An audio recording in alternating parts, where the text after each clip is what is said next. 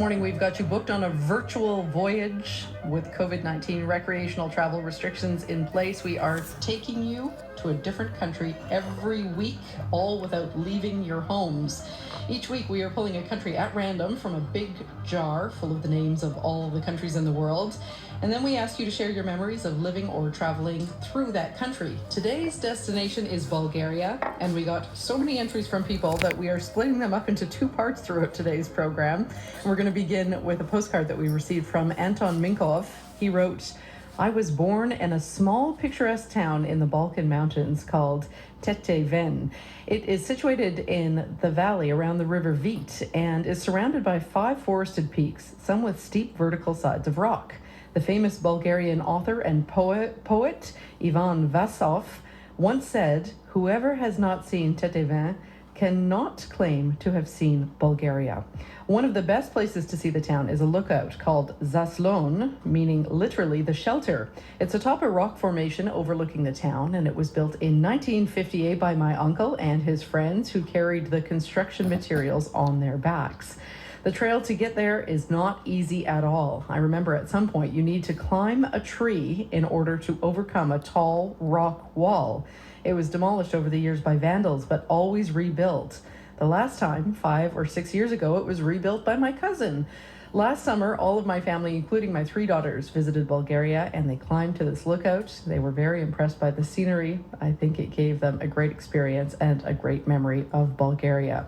Well, Martin Stikov is originally from Bulgaria as well, and he shared this story of visiting a mountain range with his family last summer.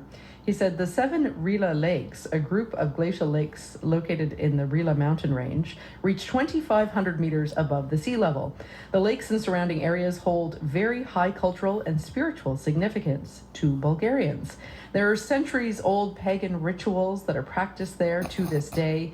We took a lift to the lodge at the front of the mountains, and then we hiked a looping trail that leads you from lake to lake as you hike up towards the peak. The water is crystal clear and ice cold, reaching depths of up to 125 feet. When you reach the peak, if lucky, you can catch a glimpse of a peregrine falcon or a golden eagle swooping from the many rock faces. Once done the full-day hike, we chose to spend the night in one of the lodges. We ate home-cooked traditional Bulgarian dishes. We drank mountain herbal tea with local honey, and we had a few too many shots of rakia, which is a Bulgarian moonshine brandy made from grapes. After dinner, we brought out blankets and we watched the universe unfold above us as the night fell. It was one of the more magical parts of the trip. And finally, Emily wrote to us with her brush with Bulgaria. She said, I grew up in Winnipeg, where my sister was part of an Irish dance group. They were invited to several international dance festivals, including one in Bulgaria in 2011.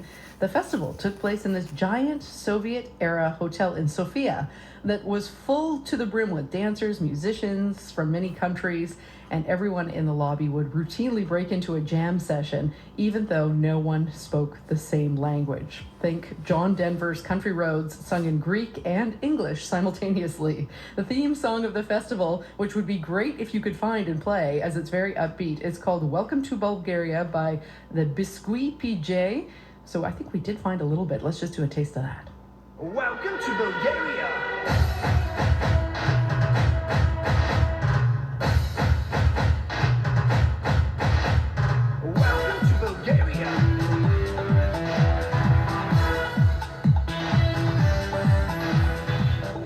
There you go. That'll get you out of bed this morning. It's Welcome to Bulgaria by Biscuit PJ. It's amazing what you can find on the internet. After 7:30, more of your memories. Some great stories from Bulgaria, so stay tuned for that. Right now, Doug Hempstead joins us with a look at the roads. That's my new ringtone right there.